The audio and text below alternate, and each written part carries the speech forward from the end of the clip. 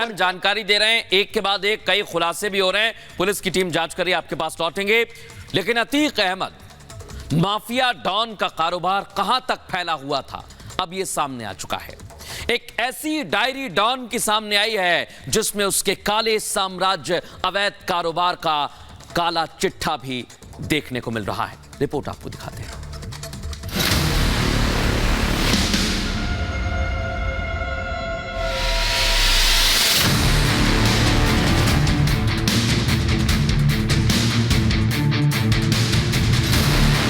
Prayagraj police को बड़ी कामयाबी।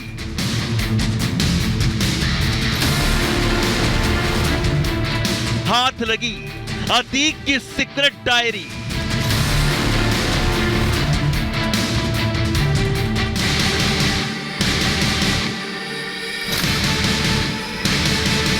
माफिया के नेटवर्क पर खुलासा भारी।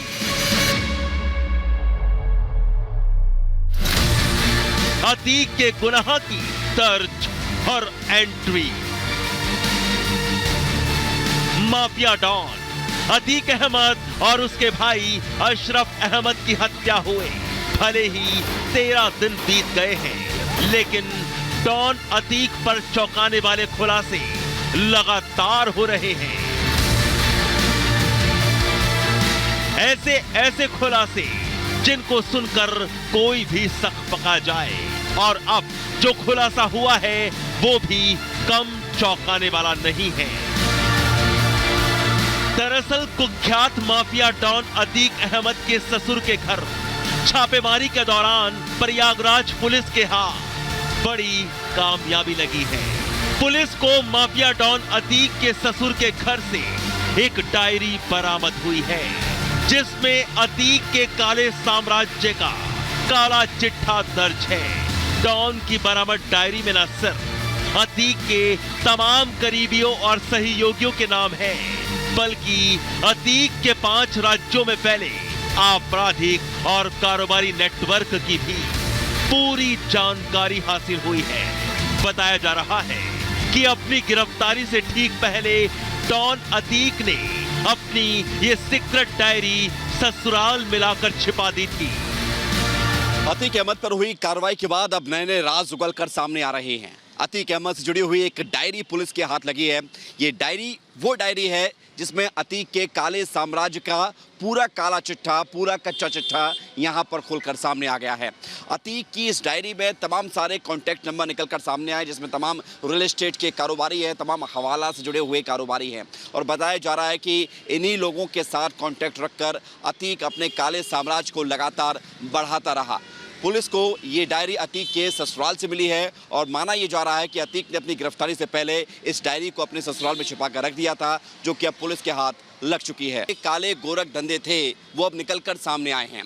अतीक अहमद किस किस से बात करता था, किन किन लोगों के साथ कांटेक्ट में रहता था, क्या क्या उसकी ऐसी प्लानिंग थी जिसके ज़रिए वो अपने काले धन को और ज़्यादा बढ़ा सके, ये सारी जानकारी इस डायरी में सामने आई है। इस डायरी में कौशाम्बी के बीरमपुर गांव में 2 भाइयों इमरान और जीशान के साथ मोहम्मद मुस्लिम और कौशाम्बी के कई अन्य लोगों के साथ एलिना सिटी, जिसके साथ फेज़ 1 और फेज़ 2 के अलावा सैदपुर बख्शी में आसाद सिटी, रावतपुर में साईं बिहार योजना, ऐसे तमाम सारे प्रोजेक्ट पर अतीक अहमद अपने तमाम करीबियों के साथ काम करता रहा और उसके बाद उस प्रोजेक्ट के माध्यम से पैसा बनाने की योजना में वो काम कर रहा था, जो कि अब खुलकर इस डायरी के राज से सामने आ गए हैं। डॉन अतीक की सीक्रेट डायरी में बेहद ही महत्वपूर्ण जानकारियां हैं। रियल एस्टेट और होटल कारोबार से जुड़े अतीक के करीबियों का जिक्र है। गुजरात, राजस्थान, मुंबई, मध्य प्रदेश और दिल्ली में मौजूद कंपनियों से करोड़ों के लेन देन की भी तमाम जानकारियां हाथ लगी हैं।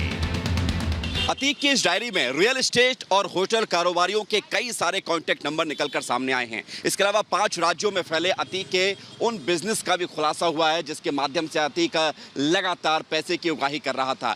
मध्य प्रदेश, महाराष्ट्र, दिल्ली, गुजरात और राजस्थान, ये वो 5 राज्य है जहां पर अतीक का नेटवर्क फैला हुआ था और इन्हीं 5 राज्यों में अतीक ने अपनी शेल कंपनियों के माध्यम से पैसा खपाया और उस पैसे को फिर कई गुना वसूल कर रहा था, जिसका खुलासा अब इस डायरी में हुआ है और इसकी तहकीकात पुलिस कर रही है।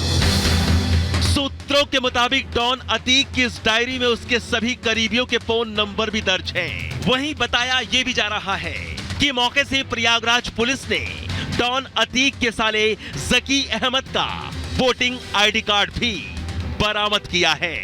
अब प्रयागराज पुलिस जांच कर इन करीबियों, फाइनेंसर और शागिर्दों की जांच कर रही है, जिसके बाद शुरू होगा माफिया डॉन अतीक के करीबियों और जोड़ीदारों पर एक्शन का दौर। Bureau report, Republic Bharat.